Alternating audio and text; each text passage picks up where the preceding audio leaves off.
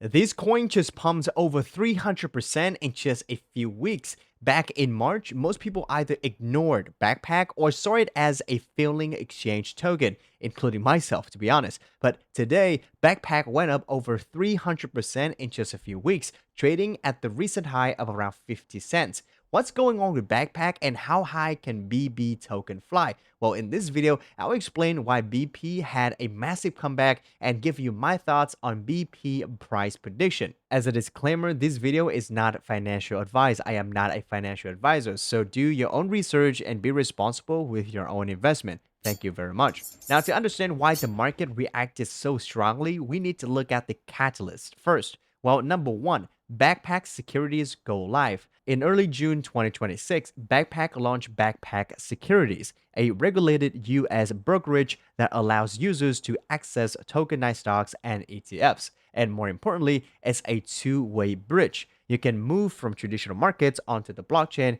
and back again. That's a very different model from most tokenized asset experiments that we have seen before. Catalyst number two, SPCX IPO, the SpaceX legendary IPO. Now, the second catalyst was probably the one that got everyone's attention back to Backpack. On June 12th, Backpack and Sunrise launched SPCX, a tokenized version of SpaceX stock. Now, the timing could not have been better because SpaceX just had become one of the most talked about listings in the market. I mean, it made Elon Musk a trillionaire. I mean, that's an insane number to just think about. According to reports, day one trading volume landed somewhere between $50 million and $86 million on Backpack. Truly incredible. And for the first time, users could trade a tokenized SpaceX shares 24/7, self-custodied, and potentially use it across on-chain applications, unlike the SPCX stock that you buy on Binance, for example. I'll talk about it in a little bit. Now, this is exactly the type of use case tokenized securities advocates have been talking about for years. And catalyst number three, Michael Piwowar joins the board. Now, the third catalyst might be actually the most important one. On June 9th, former SEC Commissioner and acting chairman Michael Piwowar joined the board of Backpack US. Michael isn't simply a well-known name being brought in just for credibility. Before joining Backpack, he served as an SEC Commissioner and later as acting chairman of the SEC, the agency responsible for regulating US securities market. In other words, he's someone who has spent years helping shape, interpret, and oversee the rules that govern how financial markets operate in the United States. And that's why this announcement caught investors' attention, because his involvement suggests that Backpack isn't trying to build like a tokenized securities in a regulatory gray area. Instead, the company appears to be positioning itself to work within the existing financial system and alongside the regulators. And if Backpack wants to become a major platform for tokenized stocks, well, that kind of regulatory expertise could be extremely valuable. If you were to take all of this news individually, none of these can guarantee the success, right? But altogether, they change how investors look at Backpack. It's no longer a failing exchange, it's the phoenix rising from the ashes. But now the problem is that catalysts can explain why BP token price pumped, but they don't tell us whether that rally is justified. I mean, for that, we need to understand what Backpack is trying to build. A lot of people now are calling Backpack a tokenized stocks platform, but that's only part of the story because putting stocks on chain isn't the hard part anymore. We've seen plenty of projects and exchanges do that, right? But projects like Ondo and other exchanges like Binance, Bybit, they're already doing it. What really matters here is being able to do it legally in the US and earning trust from regulators and institutions. That's where Backpack stands out alongside with the top industry leaders in real world asset like Ondo Finance. Now, through Backpack securities and relationships with people like Michael, they're building something much harder to replicate: the regulatory credibility. A brokerage license and regulatory network take years to even build. The bigger vision isn't just a crypto exchange that offers stocks, quote unquote. It is becoming the infrastructure that helps traditional assets move onto blockchain rails. If more stocks ETFs and other assets eventually trade on chain, right? Backpack could earn a hefty amount of fees from that activity without needing to own the assets themselves. So the obvious question is, why Backpack instead of Binance or other international exchanges? Well, it's very simple, right? Backpack offers a superior one-to-one redeemable tokenized version on Solana, backed by real SpaceX shares, for example, with SPCX, held in custody by a US regulated broker dealer, with full redemption to traditional shares. Backpack also delivers 24/7 global trading, and I need you to focus on that. Self custody in any Solana wallet, deep on chain liquidity as well, around $5 million plus, right? And seamless DeFi utilities. While Binance or Bybit, for example, stocks offering is limited to regular NASDAQ hours. I mean, we're in Web3, we don't want to trade from Monday to Friday anymore, right? Saturday and Sunday counts as well, with whole share limit orders and no strong redemption slash token flexibility. Right now, I think Backpack is one of the leading exchanges that offers this. And if Backpack succeeds, the value proposition for BB token becomes much more easier to understand, right? More trading activity on the Backpack exchange means more fees generation from that activity. Then more listed assets attract more users and liquidity. More users create stronger network effects. And unlike many exchange tokens,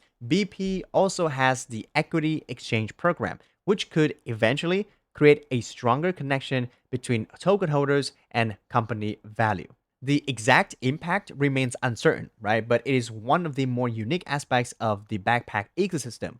All right, and before we talk about the valuation and my price prediction, we need to understand the size of this opportunity. All right, what's the big deal about bringing stocks on chain? I mean, very big. All right, it's much larger than many people realize. The global equities are worth more than $150 trillion.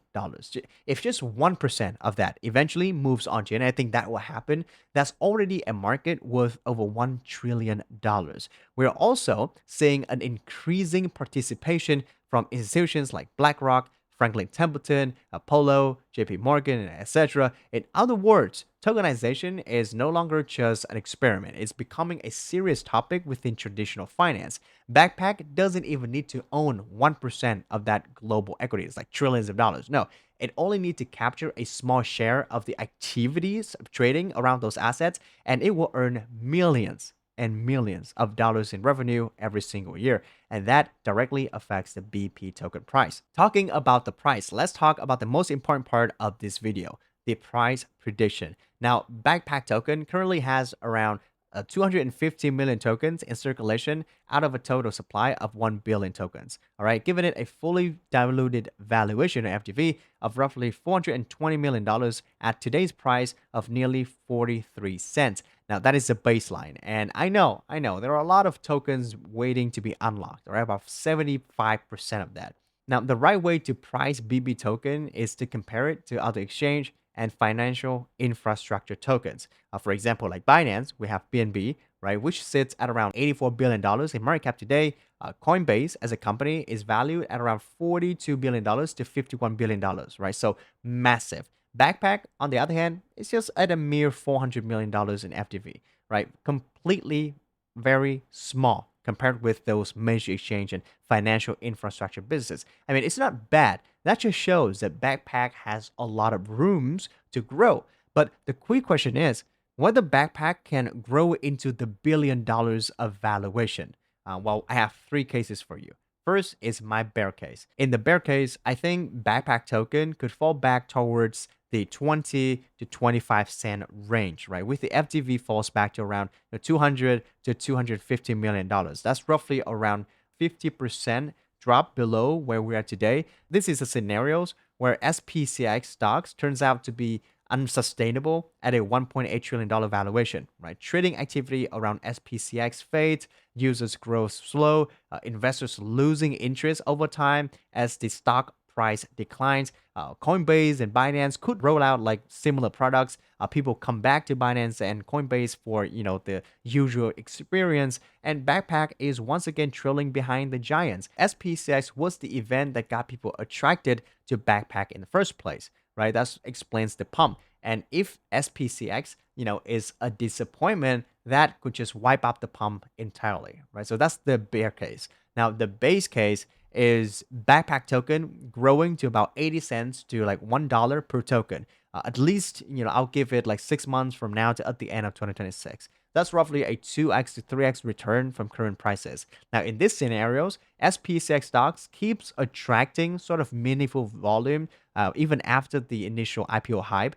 Right, Backpack continues adding new tokenized assets, not really reliant to only SPCX, and the company starts generating real recurring revenue. And the bull case is where things get really interesting. I'm talking about like $3 to $4 per token, which would be roughly to like 8x to 10x return from today's price. But it's not going to happen in 2026. I don't think so. I think if that were to happen, it will happen in the expanse of a few years, right? And for that to happen, tokenized equities needs to become a major market first, right? Institutions need to keep moving on chain, and Backpack needs to establish itself as one of the leading platform in that space. All right, a lot of things has to go right. Now, personally, what do I think? Well, I'm leaning towards sort of the base case and the bear case hybrid for 2026 alone. All right, I cannot see that far into the future yet. Now, I think Backpack will fall down to around 30 to 35 cents, a healthy pullback, in the upcoming days after the hype,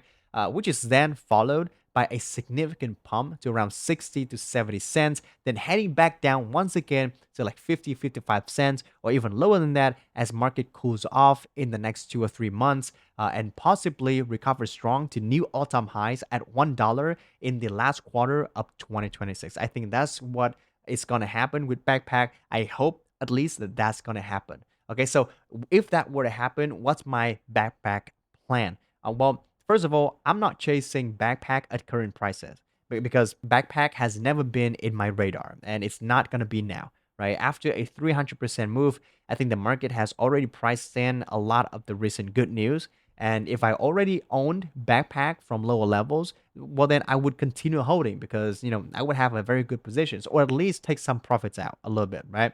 And if I really want to buy Backpack, well, I would rather wait for a healthier pullback, again, back to like 30, 35 cent range before building a larger position, right? If I really believe in Backpack, if I see all of the metrics go very positive, right? The story as of right now is very interesting. The opportunity is very real because it's very low cap, but now Backpack just needs to deliver, right? And over the next few months, I'll be watching Backpack performance and make my own investment decisions. Now, if you like this video, make sure to drop a comment down below what you think about Backpack token and like and subscribe to CryptoNinjas for more contents like this. Thank you so much for watching, and I'll see you in the next one. Daily out.